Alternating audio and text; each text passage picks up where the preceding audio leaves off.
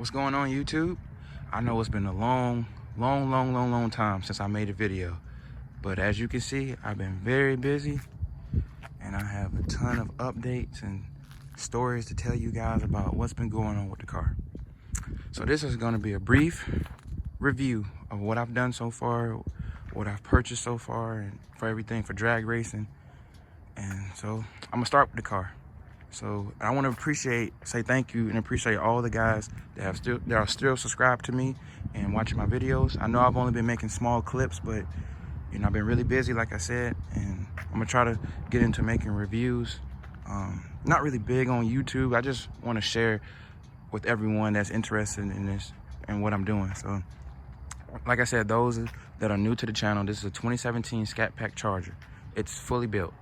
It has a 2.9 liter Whipple supercharger, 426 Hemi long block, CNC ported heads with, I think it's a 274 cot cam, long tube headers, fuel system, stage 1, 4 innovations, stage 1 fuel system, built HP 70 transmission. What else? Drive shaft and the generation 1 performance development differential brace. And I used to have 426 emblems on the side, but I had to take those off so I can paint them again.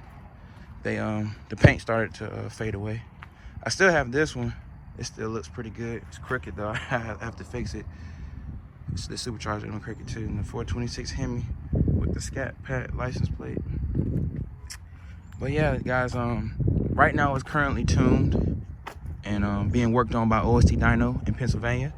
They are a really great shop. I have no complaints about them. They do great work. I had to switch shops mainly due to tuning issues. So and I actually live in North Carolina, so that says a lot about them. It's a 9-hour drive up there and a 9-hour drive back. Let's see, I'm gonna pop the hood. Yeah, but it's a 9-hour drive all the way up to OST Dyno from where I live. So, and 9 hours back, so 18 hours total. Hence, that's why I got the truck. By the way, this is an eco diesel, but I'll talk about that in a second. But I just want to show you guys the like I said, those that don't. Oh, and the ice tank too. Yeah. So the ice tank, and then I got the Whipple. I think it's a 2.75 pulley. Yep. Pretty nice. I'm enjoying it, loving the car so far, and I don't have any problem. Well, other than my fuel system. So it's going back to OST Dyno in July to get a fuel system upgrade. They're gonna upgrade the fuel system. Right now I'm on stage 1. I think they call it L1E, so stage 1, 4 innovations.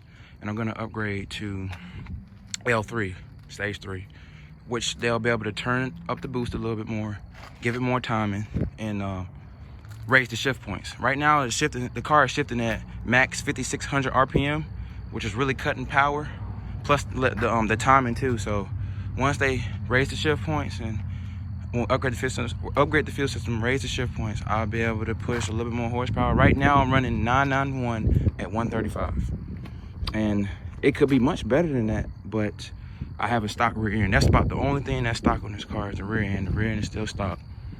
So once I upgrade the rear end, I'll be able to cut my 60-foot time and hopefully produce maybe like a 1.3 or less. That'd be great. 1.35, somewhere around there. That'd be great. But yeah, right now the best I can do is about 991 with the upgraded fuel system. And right now I'm on a 305 45 17 Mickey Thompson race star wheel and front skinnies. I got front skinnies with a Hoosier tire front skinny.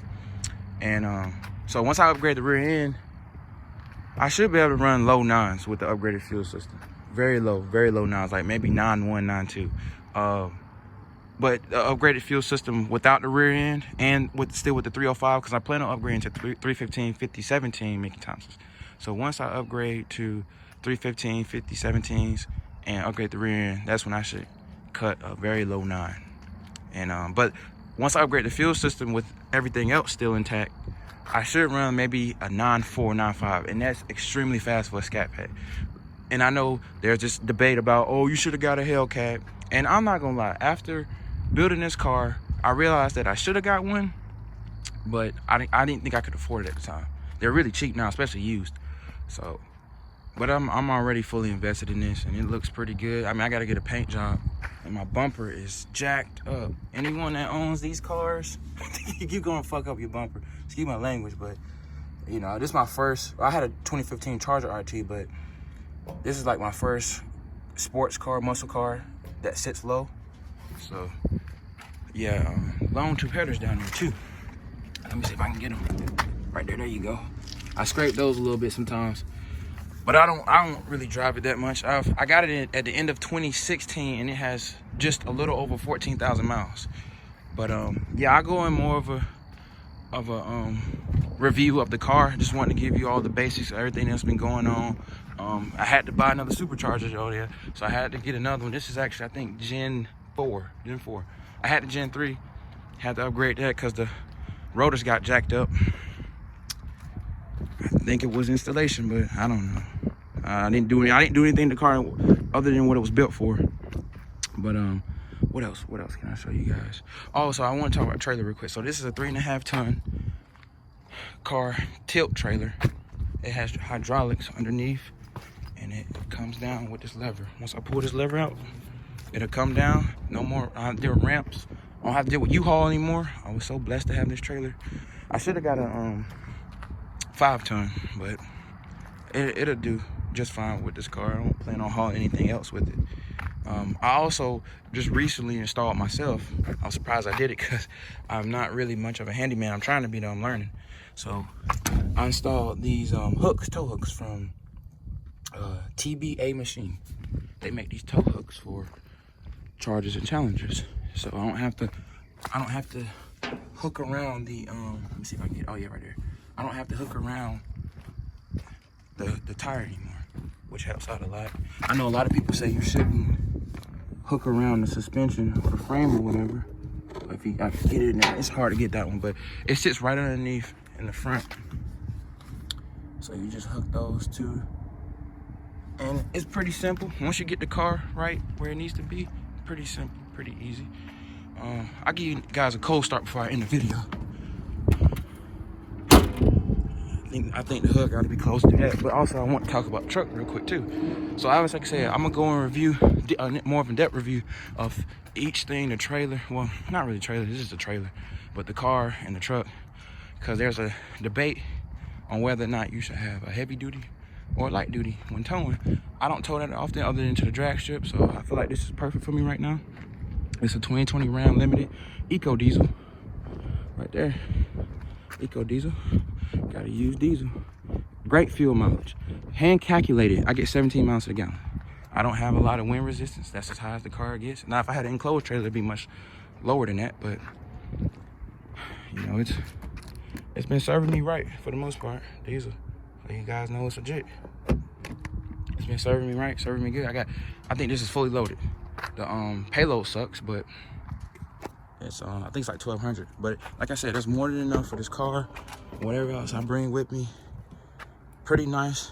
You know, 12-inch screen comes standard with the Limited. I don't have to go in depth review. Everyone knows what a Limited looks like, at least the newer ones anyway. There's plenty of videos. Like I said, Eco Diesel, you're getting 17 miles to the gallon. Can't complain. Gets the job done. I want to upgrade to the 33-gallon fuel tank. That'd be great. Then I won't have to stop at all when I go up to Pennsylvania or anywhere else, really. Well, depending on how far I go. I think with a 33-gallon fuel tank, that's about 560-mile range with an averaging 17 miles a gallon. So yeah, this is what I've been up to. Saving up my money, working hard, trying to get things where I want it to be. Like I said, this car has so much potential. I mean, we're talking about 1,000. Right now, that trans and that engine is good for at least 1,000 to the wheel. And I can get there with the 8 rib. I gotta upgrade the 8 rib. I'm gonna take out my seats too. I'm gonna take out my rear and passenger seats. So I'm gonna try to keep you guys updated on everything that's going on. Make more videos. Keep the videos coming. Like I said, guys that don't know about my car, the little things, you know, I took out the fog lights and put those in, and I have the Hellcat hood. People can say I'm trying to make it a Hellcat. I don't care. It is what it is. I just like the way that looks. I like the wide body. They come out with the kit. I'll probably get the wide body kit. But yeah, guys, this is it. Also, on the Mustang dyno, it made 750 to the wheel. So I prefer Mustang. There's no disrespect to dynos. Anybody that uses dyno jet, I'm not trying to knock them, but I just prefer Mustang. It seems to be more realistic, give a lower number and more of a realistic number. So it made 750 to the wheel, and then remember that's on the stage 1 fuel system. So once we upgrade the fuel system, that'll be 850 to the wheel on the Mustang dyno, which will probably be close to 1,000, if not right at 1,000 with a dyno. So that's just to put things in perspective. But that's about it, guys. Appreciate you watching and stay tuned. Get a cold start going. Can't forget that. Hopefully it starts up. Sometimes it don't start up.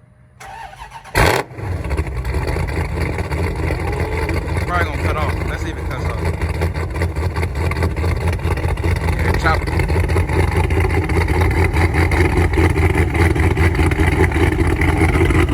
Not bad at all.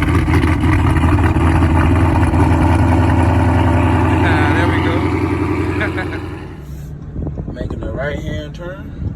Let's see. All right, look. Acceleration with the truck on back.